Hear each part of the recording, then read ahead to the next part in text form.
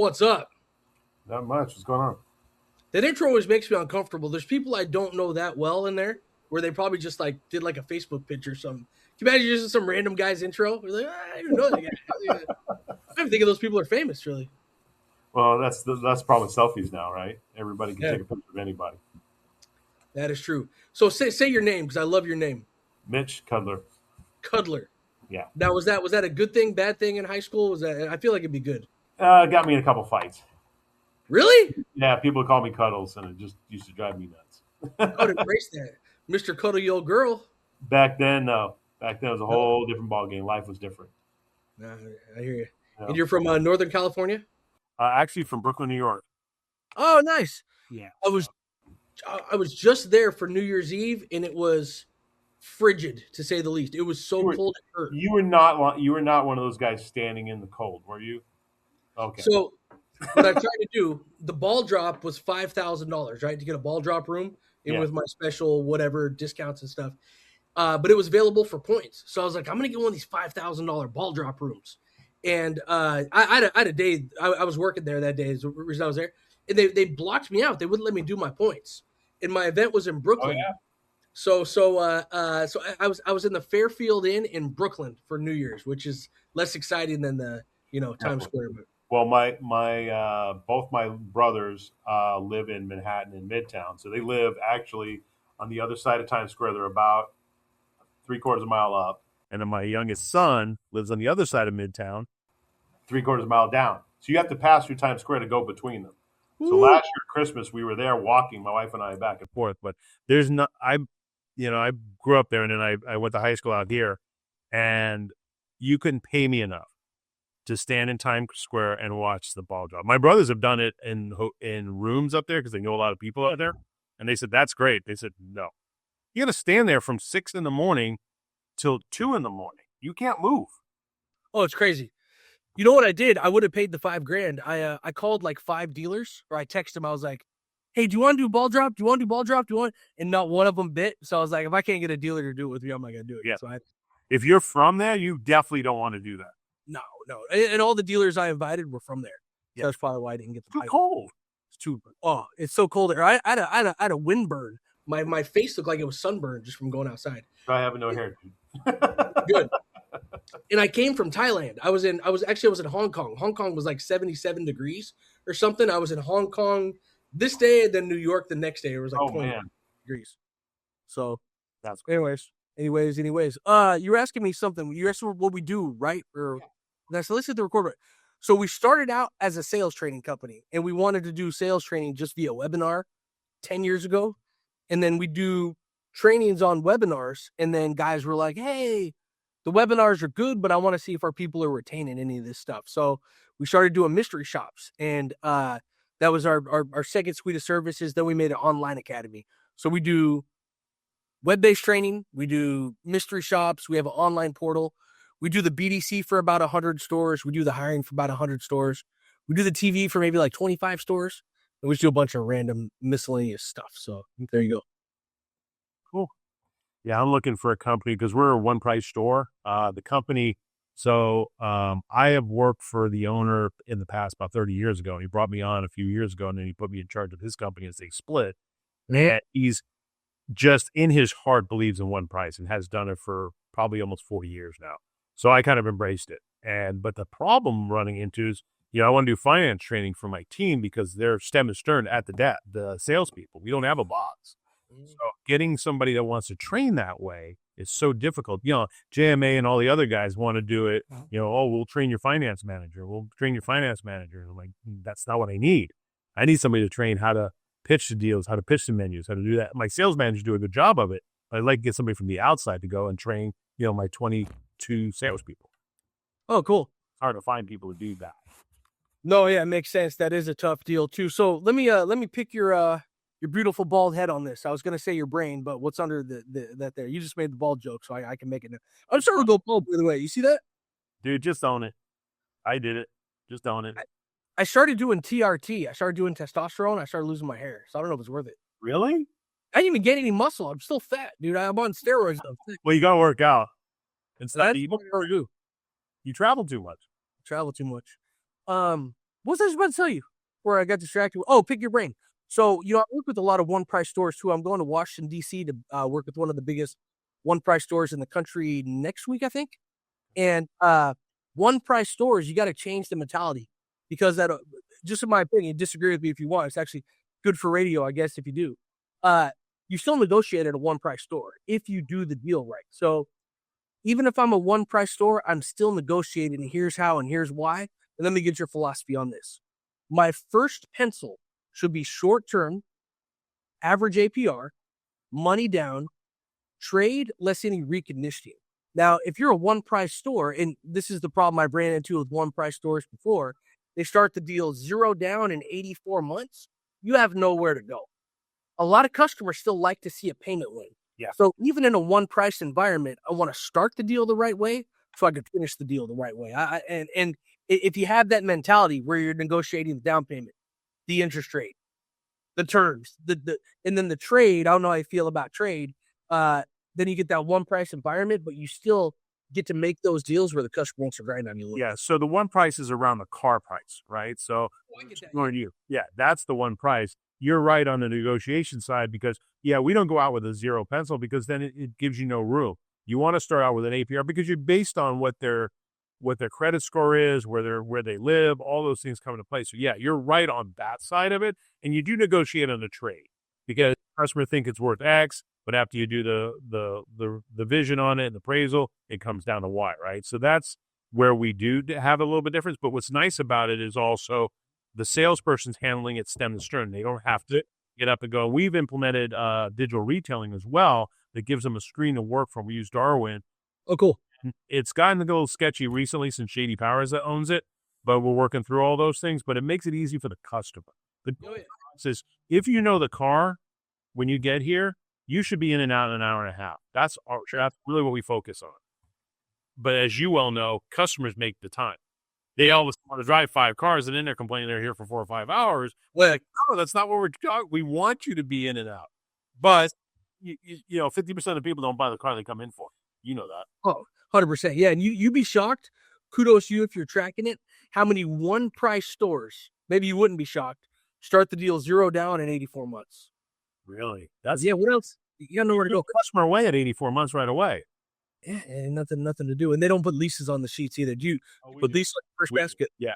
Well, so funny part about this is, so I have a big Audi Volkswagen background. I'm 18 years. And Audi, you're 80% penetration, and you're 65% lease work. So I got the Ford's acceptable practice is 14%. And I'm like, leasing. And I'm pushing my people, lease everything. It's a benefit to the customer. It's a benefit to the store. It's a benefit to the manufacturer. The problem is the residuals are horrible, so it's so hard to pencil a good lease in a Ford world. Even better. So I like a horrible lease. You know why I like a horrible lease? Obvious answer, right? Give you something to work from. Well, makes the retail look good. It's like, let's just do it then. But I still rather lease the car to a customer. It makes it so much better for us. Yeah, definitely. I'm in too. But when leases are bad, good, show them. It helps you close retail. Yeah, we always pencil lease and retail. Just give them both options of it. Are you desking out of Darwin too? Yes. Actually, no. Drive Centric. They're desking out of Drive Centric. Drive Centric. Good. Oh, I forgot. So we have this thing. So we were Drive Centrics, I think. If you watch this with Drive Centric, don't send me a letter or anything. We were either the first or the second full integration with Drive Centric. We made this tool. It's called Cal and Grow. And I don't know why Drive Centric just doesn't do this without me. They probably should. They probably will someday. Maybe not because they integrated, but whatever. If an appointment goes to Drive Centric, we automatically send the customer a calendar invite, and we see a 5 to 15% show increase. Is that crazy? Really? I don't think that works. I don't think they're doing that. No, you got to buy it. Huh? You buy it from me, and then I integrate with them. You got to buy. There we go. That's what I'm saying. They. I don't know why the CRMs don't do it. Why do I have a company that is in hundreds of dealers with this tool that sends calendar invite? It's the silliest thing. The CRM calendar invite. I agree. Yeah. The problem is Drive Centric's okay. I'm not overly sold with it. My team's used to it. Yeah. I've seen some downfalls with it. I personally like Vin Solutions because it makes it easy for people to utilize. Drive Centric's not the easiest CRM to use, just like eLeads isn't. Right. So you've got a lot of different ones. I'm looking at new ones. So I'm going to NADA next month, and I'm going to really scour for CRMs because I want something that's user-friendly, customer-friendly, and all that, but none of them really are. I hear the best feedback about Drive. I hear what you're saying, though. They all got their ups and downs and this and that's. We integrate with all of them, so I've learned more of them than I've learned more about than I want to. So I was telling you before we got on here, for the sake of the show, I wish you would have sucked, but you didn't. You did a good job. So aggressive honesty is always the policy, especially for one of our non-clients, as I call. We did an internet shop. I think we just did an internet shop. I'm going to show you that. Look at it. You did way, way more good than areas of opportunity. So kudos to you, sir.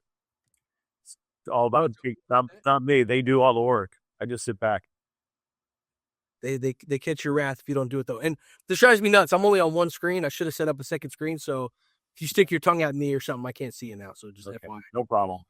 So this is just a 24-hour shop. We usually track the results over 5 days. So this is just 24 hours.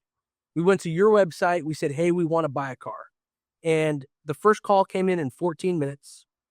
The text came in 44 seconds. And then we got an email in 15 minutes. Are you using DriveCentrix AI? Is that you or them? No, we have it. We turned it off. And we use it direct. They have a new AI. We're looking at it right now. Okay. All right, cool. So, hard to argue that that's not a great job. Some guys would nitpick and say you should get there faster than 14 minutes, but I got a BDC. I do the BDC for 100 stores. Am I happy if I got a 14-minute response time? No, but I'm not upset either.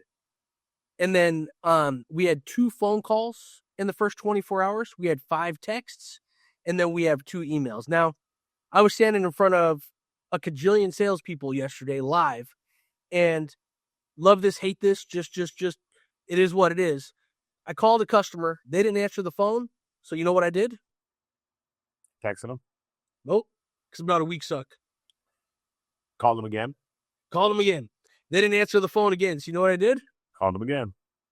I turned to the dealer and I was like, hey, you want to get crazy? Called again. So 3 times is extreme. I do it in front of crowds, but I'll at least usually double call the customer because the hardest part is just getting them on the phone. You got someone that spent 10 or 15 hours doing research. They gave their first name, their last name, their email address, their phone number, and they went, I want to buy this truck. So, I'm not afraid to double, triple call. But I'm nitpicking now. I mean, 2 attempts in 1 day is pretty good. So your biggest area opportunity, I think, especially since you got DriveCentric, you tell me, is we did not get a video. What's your feeling on video? Especially in the internet department, big. And not surprising you didn't get one because they're, usually pretty good on it, especially your salesperson, Noah. Noah's religious on that, which is kind of strange. I'm kind of concerned. And that's the benefit of just doing the mystery shops too. It's just game film, and sometimes dealership you think you have and what you have are different sometimes, Well, I think it's important to know that because like you and I both know, I may want something 100% of the time, but until you test it, you never know if it's really true. Sure. And what we find, just to be frank, a lot of people don't use video the most effective way. Video is just the new voicemail now. You're just getting engagement. They already want to buy the truck. So if you go out there and you do a full, 5-minute walk around on the truck, it's good. I may have more luck like this go. Mr. Cuddle, it's Kyle. Give me a call as soon as you get this, please. I got the perfect F-250 for you, and I got some stuff maybe you didn't even see on the website. Call me when you get this, please. Take a look over there. I got the truck and a bunch of other stuff, too. Thank you. I'm just selling engagement on the video sometimes. Well, what I always tell them is the video's for them to give a face to a name, because that's the point in the world today. Social media, everybody's out there, and it's overkill. But I think when you're talking to somebody about making a large purchase, knowing who you're looking at, you'll remember their name. If you just email and call them, you're not necessarily going to remember their name. But if I see you, I'll recognize you. For sure. And then we phone shopped you too. I didn't know that. You killed the phone shop too.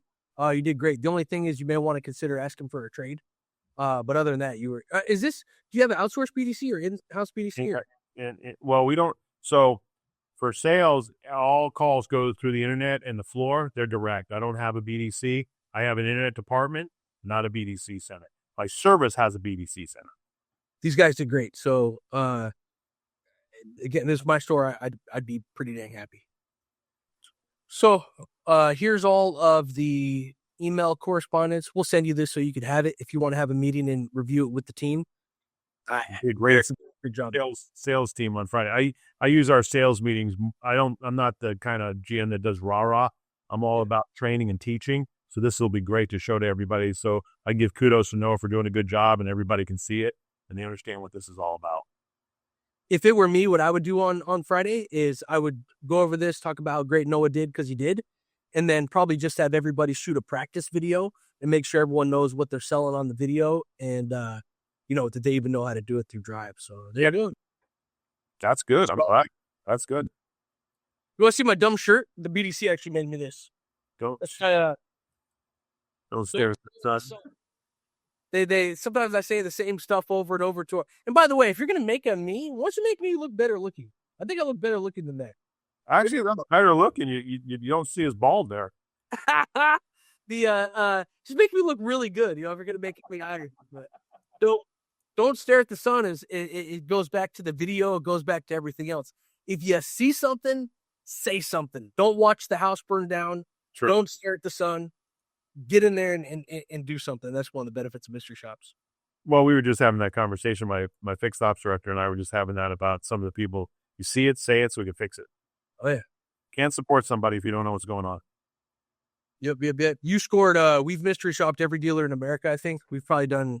I don't know. We've done a lot. We've done over 1 million mystery shops, and you're in like the top 5-10% just on response time and attempts for the first 24 hours. So, kudos to you, sir. Hard work, everybody working together. It literally is a team effort. It's a culture of what we do and how we do things. And now that we're starting to add more stores, we're gonna just start utilizing that same thing. But it's training, right? It's constant follow-up. So the things I always use here and all my team, it's a couple things about Tim will feed back to me. Inspect what you expect, because I say it all the time. It's just rolls out. The other side of it is process. Is there a process? If there isn't, make one. If you ask why you do it and you don't know the answer, you've just been always doing it, tear it apart and make a process. And that's kind of how the store works and everything we do. That's well, good. What else we want to talk about? Tell me about you. You from Brooklyn? Is that where you started the car business, or? No, actually, I started the car business out in California. I started out as a technician. I was actually, believe it or not, a certified Ford technician. I got trained at the Ford plant back in the day out here in California.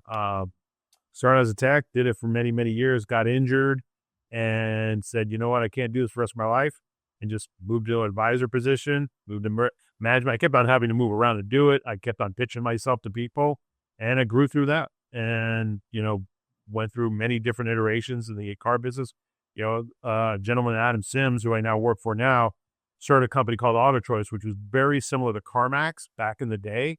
And we turned into a .com, which is called iMotors. And unfortunately, .com burst. We were right in the middle of it. We were doing what CarMax and Carvana were doing combined back in 1996 through 2001. Wow. So I got to understand different on how the car business really could operate. It was really unique. It opened my eyes in a lot of ways. And then I just kind of started taking off.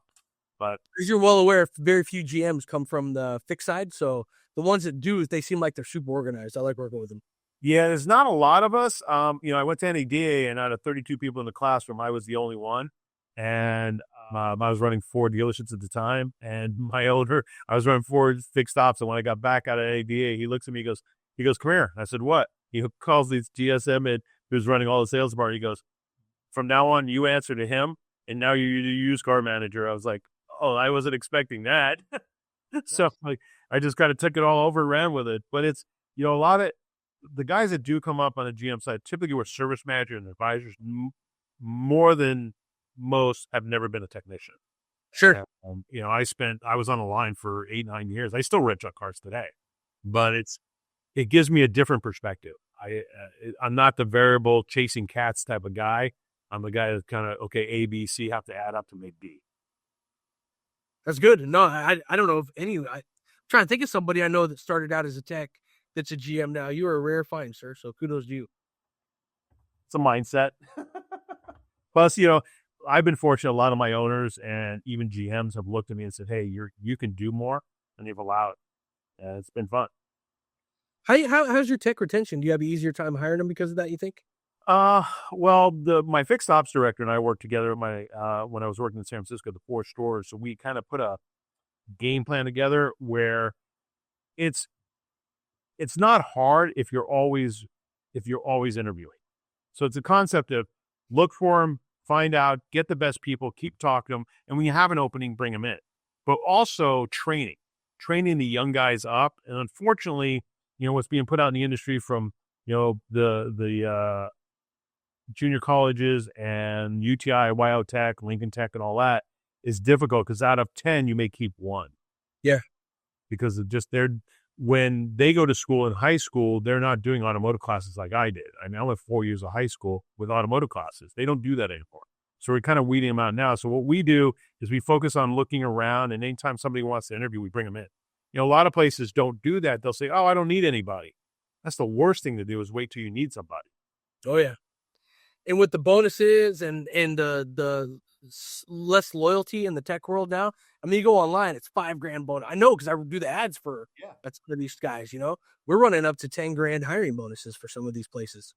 Well, and in California, some of that's going to be nixed because of how the new laws are this year. So it's going to create some problems for guys to do bonuses like that and how they're done. You shouldn't have to do that. I mean, really, if you've done a good job and you've got a good name, that's the other side of it. You want your people to speak the best of you. Sure. I'd rather bonus somebody in a store to bring somebody on $500 and they stay 90 days than pay $5,000 to a guy who may be here in a year. I'm always chasing techs where we're doing constant problem. And, the guys that do the best job with our program where I'm like, pay me a lot less and just let me keep the water on. Let me constantly send people in than the ones who are like, dude, I need 5 techs like tomorrow. Those are the ones that's like, because they always need 5 techs, and just because they're down. That's my point. If you're constantly looking, you feel comfortable. You're always in that mode. So you never get rusty at it. The problem is also the industry keeps on saying we're short on technicians, and it's not a true statement. It really isn't because everybody's talking build bigger dealerships because you have more capacity. It's not true. It's how they process things and their efficiencies on what we do. I'll give you a great example. I'm at a Ford store, and Ford has a tendency when they train technicians, they train specialists. They train a guy to do electrical. They train a guy to do transmission. They train a guy to do engines. In the German world, they train them to do everything. Mm-hmm. So it create when you're training a technician to do everything, your throughput goes up, your capacity needs go down, and then you're also not looking at where am I going to go? And if you're going to 2 weeks out, what are you doing? Are you planning? Are you doing 410s? Because the problem is you pay for the lights in the building 24/7.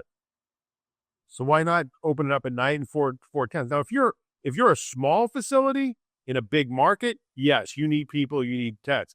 But if you're a big shop and you're looking at it, look at what you're doing. Like I'm a big shop, I'm maxed out. Ford tells me I need 50 technicians. I'm beating the door with 41 and growing. How many cars a month do you sell? Huh? How many cars a month do you sell? We're selling between new and used about 160. Nice. You get a lot of techs. That's cool. That's good. Well, got to generate. That's what makes the money. It's not the front end. Front end loses money every time you sell something. It's the back end your money. How dare you as a front end guy? Oh, we're supposed to make live calls. Let's do it. Okay. Just give me somebody out of the CRM. I just need their name, the lead source, and the car, and then we'll wrap up with that. And the reason I'm not afraid to call any customer anytime, blah, blah, blah, this and that, is because I say the same thing every single time. I'm just selling the appointment. Well, this person was looking for a used car. So, do you have that Highlander still? Sorry to be loud. I'll set the appointment and we'll figure it out later. For now, we'll phone you back. All right, permission to double call, sir. Yep. Let's go. Hello. Hi, Bilal. Yes. Thank you for taking my call, sir. I appreciate it. It's Kyle from the dealership with the Toyota. Yeah, the reason I was calling you, I just wanted to thank you for going on Car Gurus and picking out that Highlander. What a nice choice. And I double-checked and confirmed it looks like it's still available. And I wanted to see if you'd be available to come out and take a look and drive this afternoon or this evening. Okay, which car? Which car? You cheating on me, man? You see other dealerships? I thought it was us forever. Just kidding. Ford of Fairfield. The Highlander. Oh, you called Fairfield? Yeah, Ford Fairfield, the nice one. 2021 21 Toyota Highlander. Highlander, right? Yes, sir. Okay, maybe today I'm coming. Okay. What time is best for you? You want to say like I'm in the San Francisco right now. I don't know. would maybe like 1:30 work? Yeah, maybe. All right, I'm gonna text you the address, all that good stuff, and then just text me when you're on the way so I can make sure I got that vehicle for you. You're gonna be pumped when you see it. It's a great car. And then, are you selling us a vehicle too? Or what are you driving now? Yeah, I have a vehicle. Toyota Prius 2011. Oh, nice. What are you gonna do with that one? You're gonna sell it? Yes. I want to buy it. Okay. So good. I'll text you all the information, who to ask for, and all that stuff. Just text me when you're coming down. I had to say 1:30 so I get credit for setting an appointment. So cool. We'll see you this afternoon. Look forward to it. Okay, see you. Thank you, sir. See you soon. Bye. So just give that to a sales guy, please. When the sales guy texts over, look forward to it. I actually just found the lead. It's Mark. He actually has sent video being excited, showcase a vehicle one day, walk around video. Mark today at 1:30 a.m. 777 touch points. So let's dissect that call real quick, if you don't mind. Yeah. Called the guy, didn't answer. So what do? Call him again. Double call. I have an out-of-town number. I have a Portland, Oregon number. Guy answers the phone. Big energy. Hey, it looks like we got the vehicle that you want. And then I didn't say the dealership because I'm in the Bay Area. I know that you're distracted with making this car deal. Dude, we got time? Focus on me. Dude, we're on a TV show right now. It'll take away. Guy can wait 2 minutes. And then so call the guy, didn't answer. And then I said, it's Kyle from the dealership. Do you know why I said it's Kyle from the dealership? You know the reason why? Why? I want to see if he's been shopping. I want to see if he was like, oh yeah, you're the guy that I'm supposed to see on Allah. So Kyle from the dealership, Bay Area, very generic term because it's such a big market there. And then pivoted to car gurus in the car. So start out vague with these guys. They'll tell you if they've been shopping. Especially this guy probably lives an hour or two away from you. And then you just go for the deal. Now, if you're watching this right now, notice, I don't know how they're going to edit this after the fact. I didn't know if I 100% had the car. Well, what's the worst that happened? I set the appointment. If I don't have the vehicle, I can always just text the person back later. And one of the big things there that your people don't do, no offense, I know this because I mystery shop. What did I do that none of your people are doing right now? At the end of the call, what'd I do? You asked him about the trade and then set the appointment. Yeah, get pumped on the trade. So when we really look forward to buying it, because that could set the difference sometimes.